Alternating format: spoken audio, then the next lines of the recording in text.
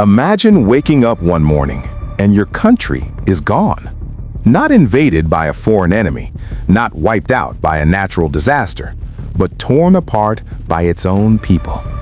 600,000 Americans died. Fathers killed sons, brothers killed brothers, and for 4 brutal years, nobody knew if the United States of America would even survive.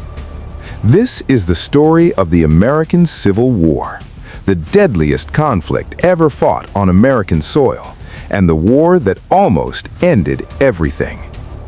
By 1860, America was a nation sitting on a powder keg, and the match was slavery. In the South, states like Virginia, Georgia, and Mississippi, the entire economy ran on the backs of 4 million enslaved black Americans. They built the plantations, they harvested the cotton, they made the South wealthy beyond imagination. And the Southern states would do absolutely anything to protect that system. In the North, voices were growing louder. People were saying, "Enough. This is wrong. This cannot continue." Then came the election of 1860. A tall, awkward lawyer from Illinois named Abraham Lincoln won the presidency. He wasn't even on the ballot in most Southern states. And the moment he won, the South didn't just get angry. They left. South Carolina seceded first, then Georgia, then Mississippi. One by one, 11 states walked away from the United States of America. They formed their own country, the Confederate States of America. They chose their own president, Jefferson Davis. They raised their own flag. America had just split in two, and Lincoln had a decision to make. Let them go or fight. He chose to fight.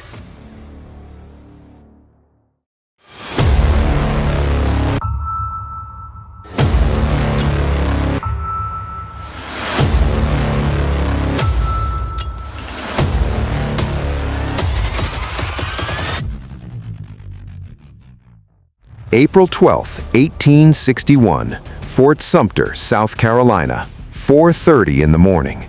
The Union soldiers inside the fort hadn't slept. They could see Confederate cannons surrounding them on every side. There was nowhere to run, nowhere to hide. And then, boom! The first cannon fired, then another, then 50 more. For 34 straight hours, Confederate forces bombarded Fort Sumter without stopping. The Union soldiers had no food, no reinforcements, and no hope. They surrendered. Now here's what's shocking. Nobody died in that battle. Nobody yet. Lincoln was furious. He called for 75,000 volunteer soldiers. His generals told him the war would be over in 90 days. The South would back down. The North would win quickly and easily. They were wrong. Catastrophically wrong. July 21st, 1861, First Battle of Bull Run, Virginia. Washington, D.C. civilians actually packed picnic baskets and rode out in carriages to watch the battle. They thought it would be exciting, a quick Union victory to end the rebellion. What they saw instead shattered them. Union soldiers were slaughtered, regiments collapsed, men dropped their weapons and ran in blind panic. And those civilians, those people with their picnic baskets, dropped everything and fled back to Washington alongside the retreating soldiers.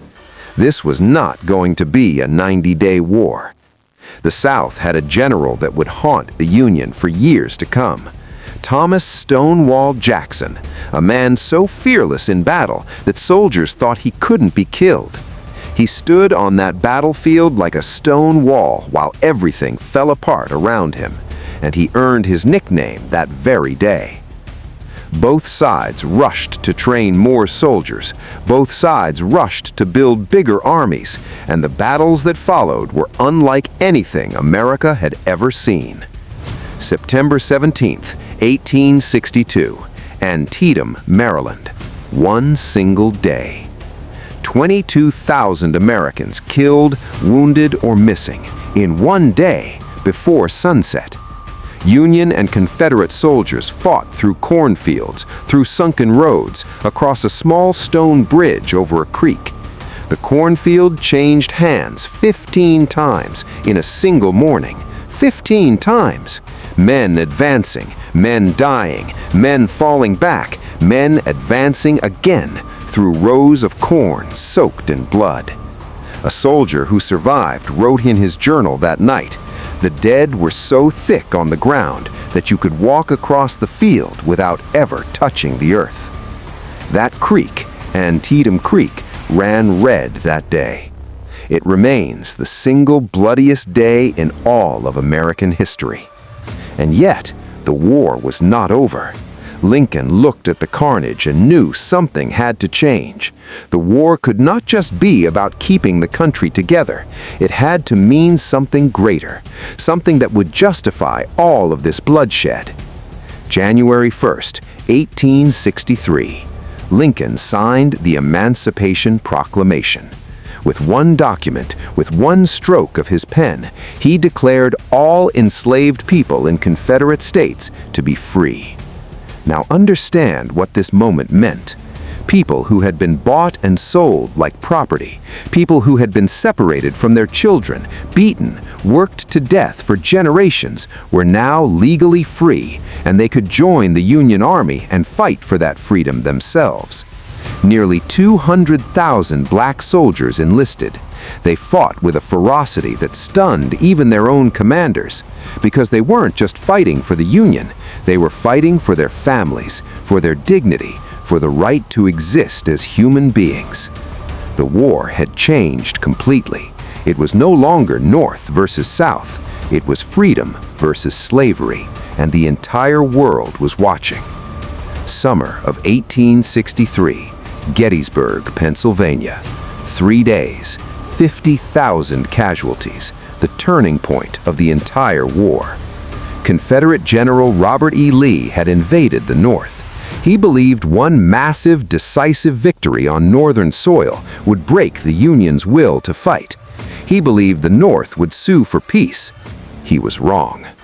On the third day, July 3, 1863, Lee made a decision that military historians still debate. He ordered 12,500 Confederate soldiers to march in a straight line in broad daylight across nearly a mile of open field directly into Union cannons and rifles waiting on the ridge above. Pickett's Charge, they called it. The Union soldiers watched them coming, then they opened fire. Men fell by the hundreds, then by the thousands. The Confederate soldiers marched through smoke and artillery fire and the screams of the dying. Some of them actually reached the Union line, a moment called the high water mark of the Confederacy, before being thrown back. The charge lasted less than an hour.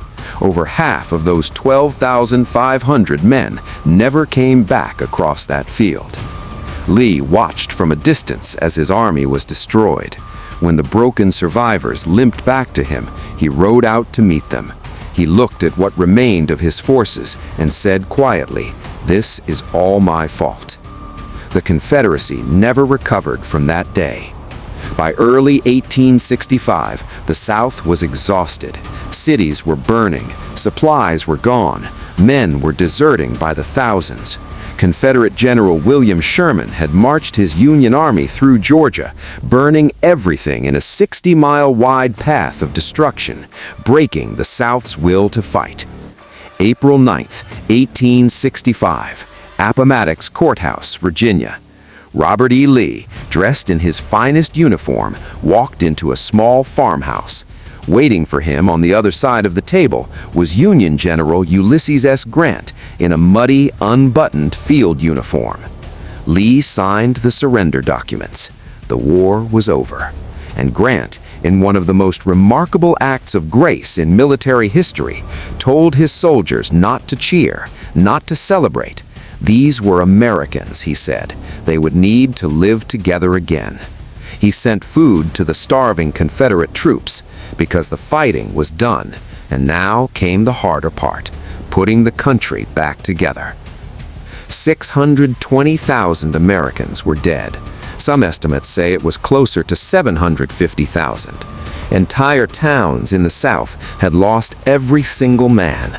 The landscape of Virginia, Georgia, and Pennsylvania was scarred with mass graves. Families that had been divided, brother fighting brother, father fighting son, had to figure out how to share a dinner table again. If this story moved you, subscribe, because the next chapter of American history, what happened after the war,